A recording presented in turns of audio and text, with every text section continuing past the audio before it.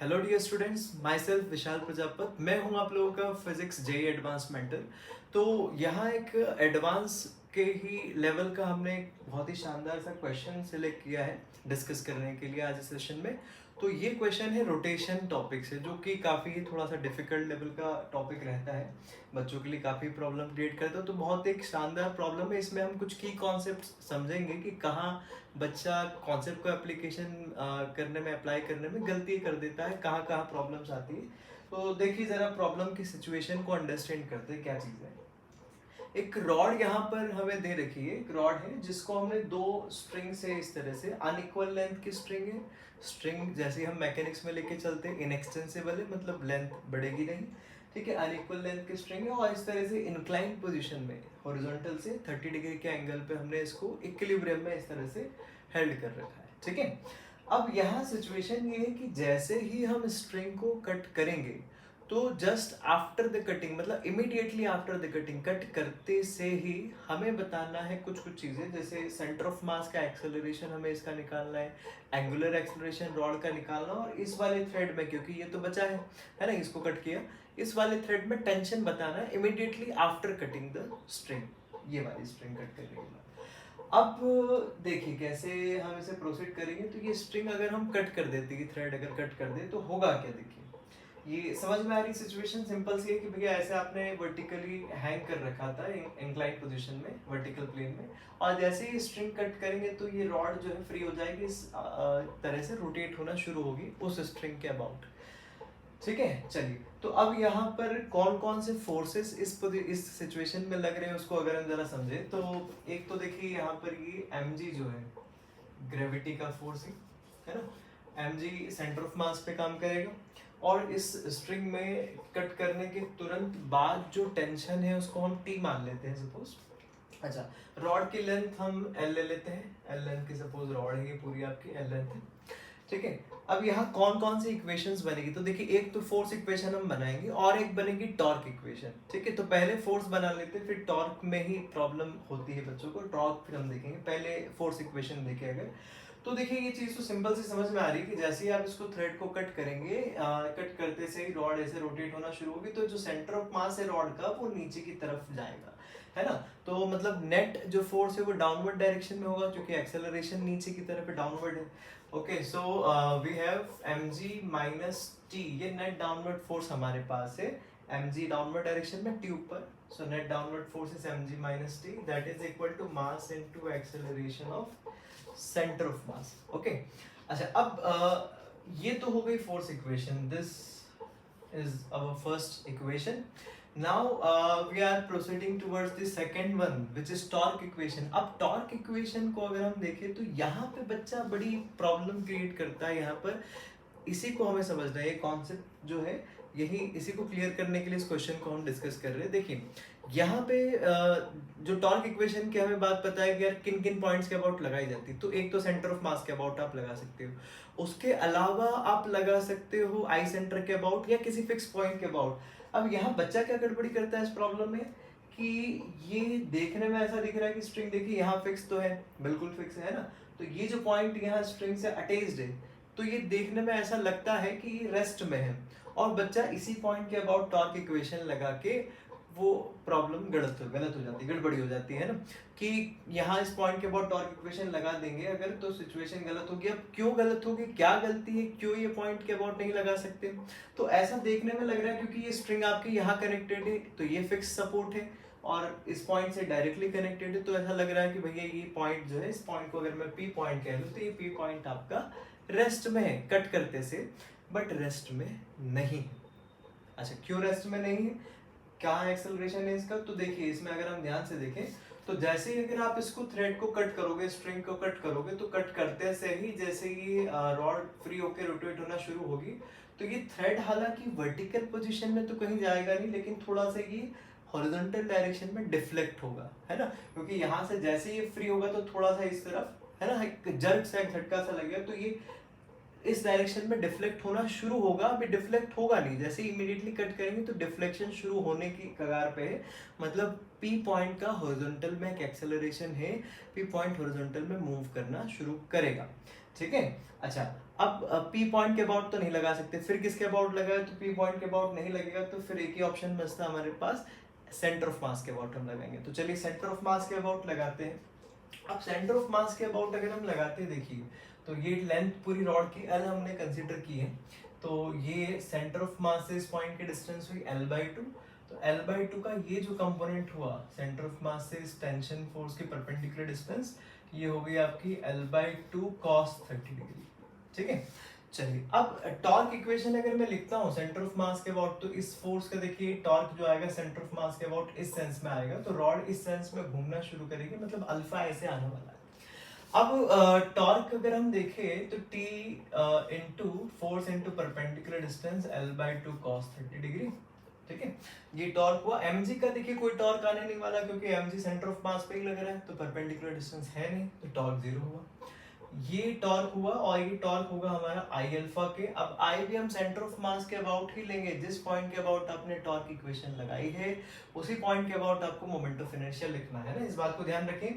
तो आई centre of मास जो होता है रॉड का हमारा ml²/12 है, एल हमने लेंथ कंसीडर की, तो ml²/12 अल्फा आई अल्फा। ठीक है, चलिए देखिए थोड़ा सिंप्लीफाई करते हैं, तो ये हुआ आपका 2 से कैंसिल आउट हुआ 6, एल से एल कैंसिल हुआ, और cos 30 की वैल्यू भी रख ही देते हैं, चलिए तो √3/2 is equal to m/6 L alpha, है ना, और सिंप्लीफाई कर ले इसको थोड़ा सा, तो ये हो गया आपका 3, तो ml अल्फा बाई 3√3।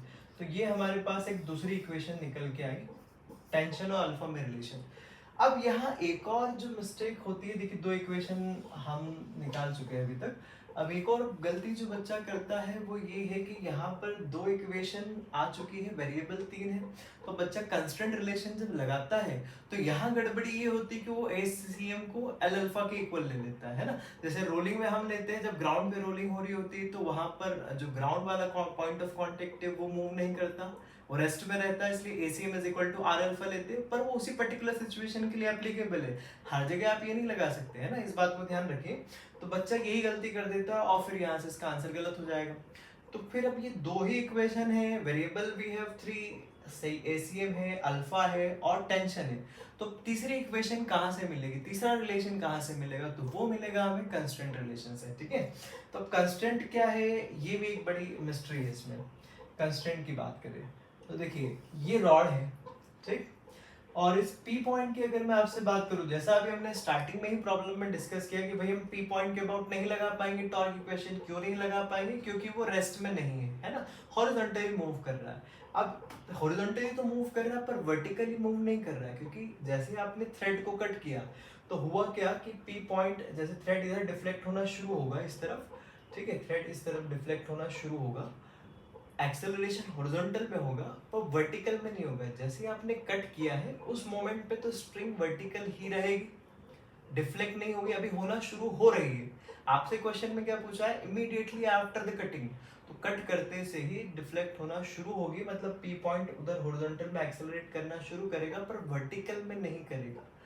वर्टिकल में इसके पास अभी एक्सेलरेशन 0 होगा, क्यों होगा पूछे अगर, तो भैया स्ट्रिंग की जो लेंथ है वो आपकी फिक्स रहेगी, क्योंकि अभी मैंने बात की स्ट्रिंग इनएक्सटेंसिबल है ना, तो अगर अभी कट करते से स्ट्रिंग आपकी वर्टिकल है और अगर वर्टिकल में कोई एक्सेलरेशन हुआ तो होने से क्या होगा, या तो पार्टिकल पे एक्सेलरेशन ऊपर होगा या नीचे होगा, है ना, तो थ्रेड की जो लेंथ है वो कम होगी, पर वो तो हो नहीं सकती क्योंकि स्ट्रिंग जो है आपकी इनएक्सटेंसिबल है।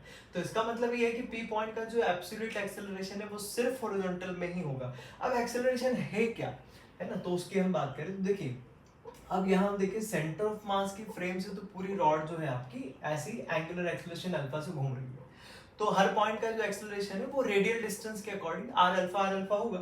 तो पी पॉइंट की मैं अगर बात करूँ तो पी पॉइंट की जो रेडियल डिस्टेंस है वो है आपकी L/2, ठीक है, तो यहाँ से परपेंडिकुलर डिस्टेंस L/2 है, तो इसका जो एक्सेलरेशन होगा इस तरह से परपेंडिकुलर, है ना, रेडियस के परपेंडिकुलर होगा टेंजेंशियल एक्सेलरेशन L/2 अल्फा।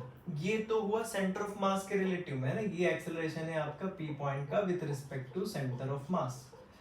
ठीक, चलिए अब पी पॉइंट का सेंटर ऑफ मास के रिस्पेक्ट में एक्सेलरेशन का मैग्नीट्यूड ये डायरेक्शन ये, अब दूसरा एक्सेलरेशन क्या, तो ये तो सेंटर ऑफ मास के रिलेटिव में हो प्लस सेंटर ऑफ मास का एक्सेलरेशन, तो सेंटर ऑफ मास तो भैया नीचे जा रहा है हमारा, ये सेंटर ऑफ मास, तो टोटल एक्सेलरेशन की अगर मैं बात करूं या ग्राउंड फ्रेम से अगर सही बात करें, ग्राउंड फ्रेम से अगर एक्सेलरेशन की बात करें पी पॉइंट की, तो क्या होगा, पी पॉइंट का एक्सेलरेशन सेंटर ऑफ मास की फ्रेम से प्लस सेंटर ऑफ मास का एक्सेलरेशन, इनका वेक्टर समेशन, ठीक है, रिलेटिव एक्सेलरेशन प्लस फ्रेम का एक्सेलरेशन।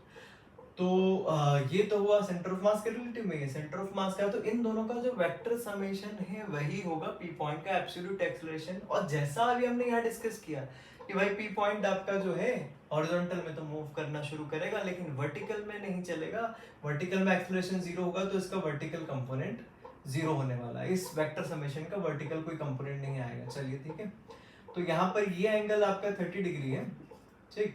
अब यहाँ वर्टिकल से मैं एंगल देख लूँ तो ये 30 डिग्री, तो ये 60 डिग्री, तो ये हुआ हमारा 30 डिग्री। तो इस पी पॉइंट के एक्सेलरेशन की बात करें तो वर्टिकल में कोई कंपोनेंट नहीं आना, मतलब ए वाई जीरो होगा। तो ए वाई है क्या क्या, देखिए, तो एल अल्फा बाई 2 का जो ऊपर की तरफ कंपोनेंट है वो कॉस 30 डिग्री, ठीक है, और एसीएम नीचे की तरफ है।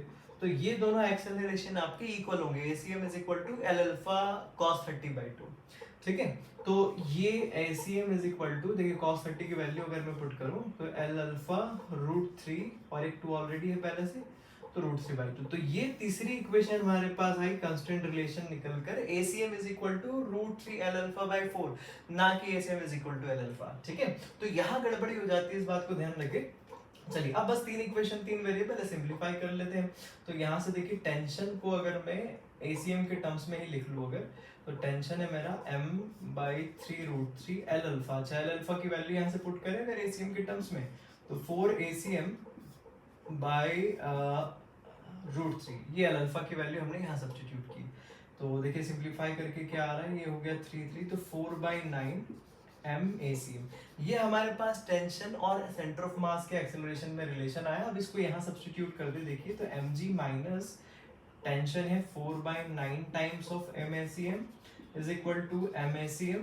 चलिए इसको सिंपलीफाई करें तो mg इज इक्वल टू आ गया, देखिए एलसीएम लेते हैं 1 + 4/9, तो ये हो जाएगा आपका 13/9 MACM। तो ये आ गया हमारा आंसर। ACM जो है सेंटर ऑफ मास का एक्सेलरेशन रॉड का है 9g/13, ठीक है। तो ये आ गया सेंटर ऑफ मास का एक्सेलरेशन, है ना। अब बस इसी को कुछ नहीं करना, यहाँ सब्स्टिट्यूट कर देते हैं। ये टेंशन हम निकाले था 4/9 ACM, यहाँ मैं लिख देता हूँ, टेंशन है 4/9, ठीक है, मास टाइम्स ऑफ एक्सेलरेशन, तो एक्सेलरेशन ये निकाला हमने 9g/13, तो 9 से 9 कैंसिल आउट हुआ, 4mg/13 जो है टेंशन आ गई। चलिए टेंशन भी आ गया, और बस एल अल्फा तो निकल ही चुका था, एल अल्फा है आपका 4/√3 ACM, है ना। तो ACM की वैल्यू यहाँ सब्स्टिट्यूट कीजिए, एल अल्फा भी आ गया, तो एल अल्फा आ गया, देखिए 4/√3, ACM है आपका 9g/13, ठीक है।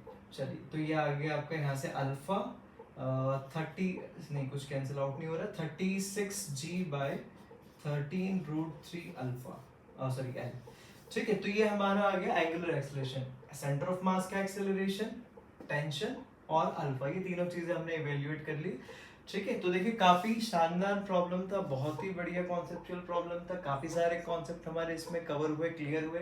तो दो चीजों का आपको इसमें ध्यान रखना है जैसा हमने डिस्कस किया थ्रू आउट। पहली चीज, ये पहला पॉइंट इंपॉर्टेंट क्या है कि टॉर्क इक्वेशन आपको हमेशा सेंटर ऑफ मास के अबाउट लगानी है, आई सेंटर के अबाउट या किसी फिक्स पॉइंट के अबाउट लगानी है। तो गौर से ध्यान से देखिए क्या पॉइंट एक्चुअली रेस्ट में है, सिर्फ ऐसा दिख ही रहा है, ठीक है। तो हमने इस केस में जैसे पी पॉइंट के अबाउट नहीं लगाए, सेंटर ऑफ मास का। अगर आपको कुछ समझ में नहीं आ रहा तो आप सेंटर ऑफ मास के अबाउट ही डायरेक्ट लगाइए, उसी पे जाइए।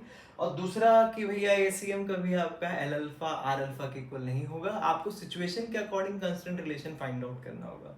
Okay, I hope you understood the solution. Thank you so much.